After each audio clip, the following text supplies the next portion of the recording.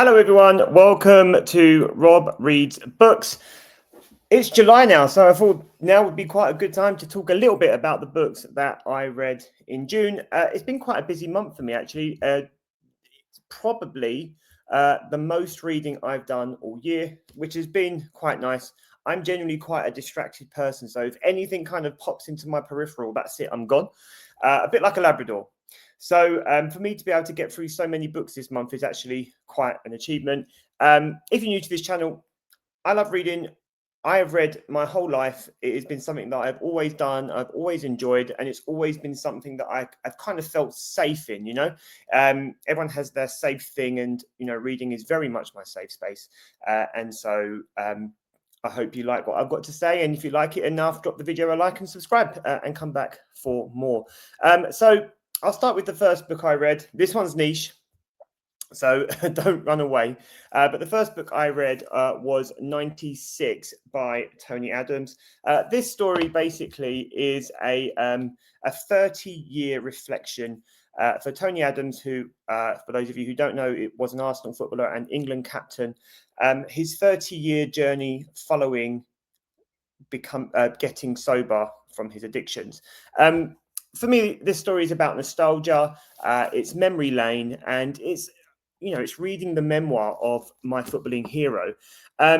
It's not really about football. Football is obviously spoken about in this story, in this memoir, but it's not the driving force behind why he's written this story. The driving force is about a man who has overcome his addictions successfully, accepts his faults, accepts that he's always going to be an addict, and is attempting to make amends to all the people that he's hurt along the way, including, I think, trying to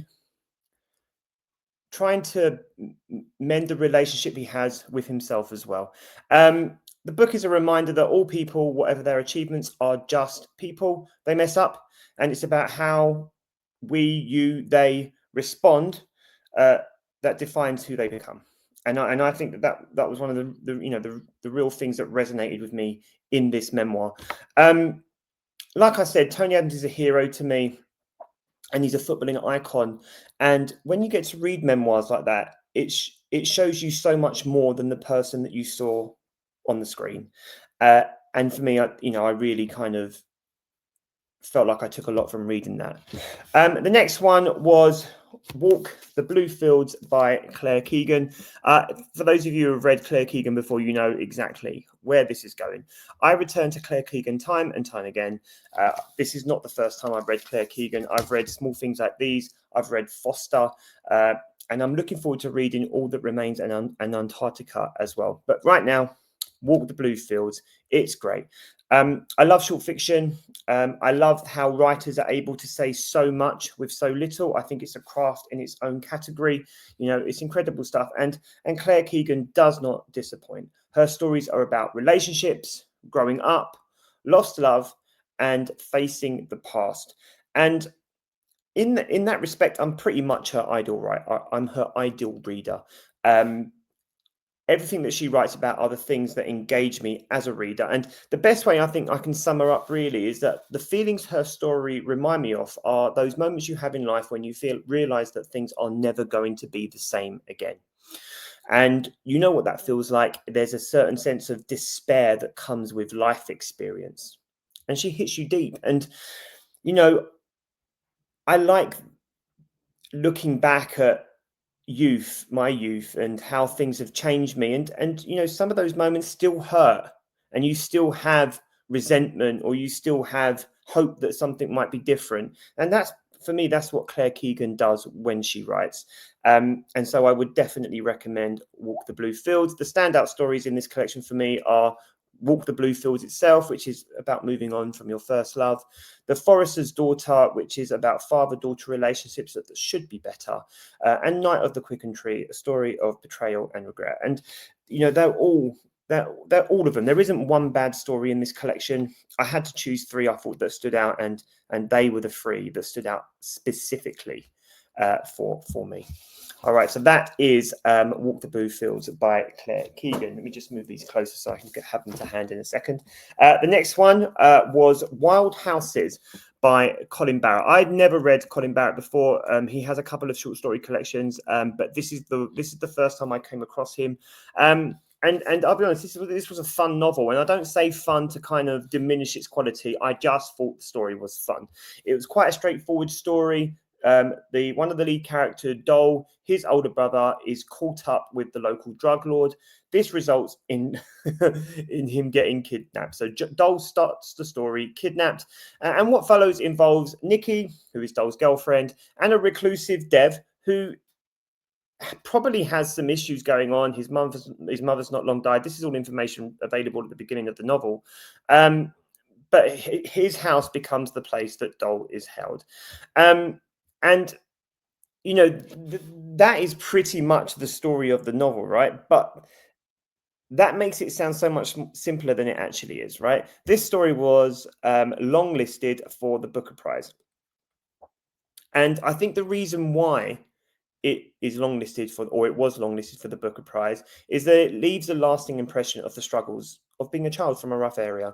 And if you are a child from a rough area, you can relate to that. I can. I grew up in East London. You know, it wasn't an affluent place. It was quite a volatile place at times growing up. And so I could relate to what I was seeing. The stories that are told in this novel, I can relate to, and I've seen. So for me, that really stuck out, and I felt like I could feel the narrative as much as read it. And ultimately, like any story that involves an element of growing up, this is a Bildungsroman for those of you who are interested in that kind of literary side. It's a story about growing up, and it's a story about realizing that life is never going to be the same again. And that's not a spoiler. That comes with most stories. Something has changed. Things will never be the same again. But this is about childhood and growing up, and you know, those stories speak to me the most. Their lives will be different come the end of the novel, but how much can actually change for them, I think, is the question that makes it makes it Booker Prize worthy, or at least longlisted worthy. And you know, there's definitely something for the Marxists in this as well. But again, definitely read it. I did it in 3 sittings, so that's how much I enjoyed it. Right, the next one. On Writing by Stephen King. Stephen King is one of my favorite writers of all time. He tells great stories. He rarely fails to take me on a wild ride. I can remember reading The Shining. I can remember reading It. I can remember reading The Stand and all the other ones and just going, what the hell is going on here? You know, Pet Sematary, Salem's Lot, those ones included. And they're just the supernatural ones, right? Don't even get me started on Misery. So I love Stephen King. I love reading Stephen King. And this is the second time I've gone through On Writing. I've made loads of notes in it. It's a treat. I love stepping into King's brain and exploring the intricacies of how a story works and how to drive a narrative. And like a lot of readers, I want to write, right? And I'm sure if you've read it, or if you've, you know, if you're thinking about reading it, it might be because you want to write. He makes me feel like I could do that. And because of that, because of the advice in this book, I've managed to put together a 10,000 word short story draft that I'm currently editing right now. And I've never written a story that long before. I've written stories before, but I've never written one that long before. And I only finished this book like last week. So for me to be able to turn around 10,000 words in, you know, maybe 4 or 5 days is actually quite remarkable. So, you know, I do think that his advice is really good in it. It's applicable. It's something that you can do yourself. But, you know, on the other side of it, his writing is direct. He doesn't spare your feelings. And it's a fantastic blueprint for writing yourself. But I am going to do a longer video on this one because I think it's worthy of a little bit more than just that. However, would definitely be reading On Writing if you have the time.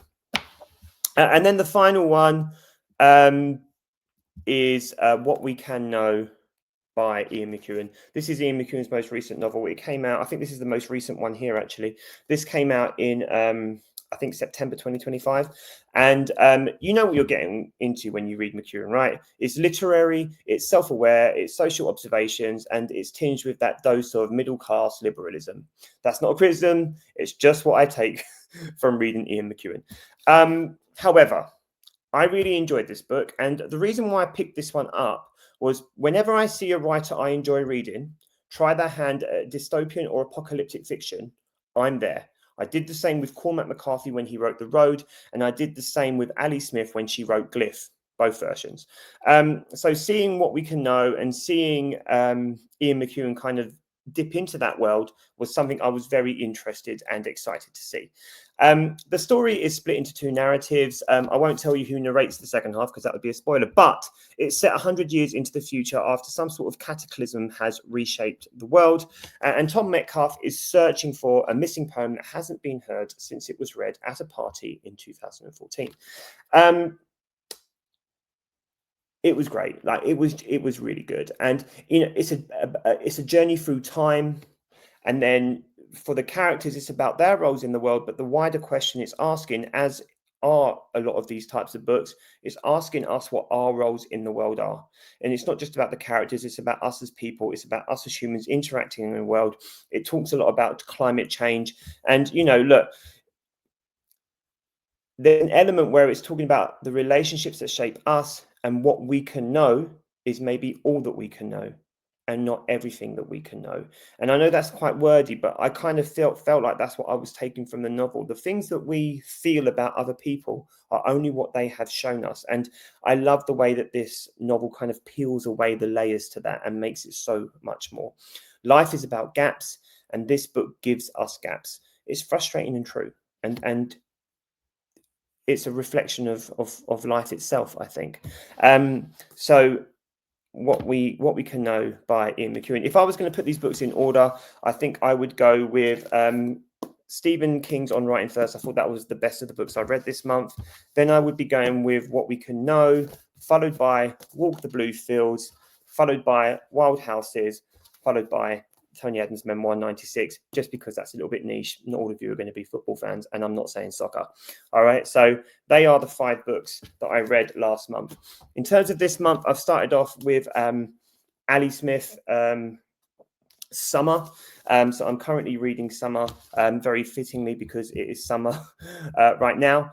But this is part of something bigger. This is part of Ali Smith's quartet of novels called, I don't think these novels have a quartet. We'll call them the season quartet. Starts off in autumn, followed by winter, and then we had spring and summer. The novels are probably about 10 years old now. I think this one came out in 2020, but it's all set around post-Brexit Britain and identity. And I've enjoyed the first 3. I'm about 50 pages into this one. I'm enjoying that too. And there's a companion novel to these that I will also be buying. But I'll let you know a little bit more about this when I've finished it. That's me for this month. That's all the reading I did.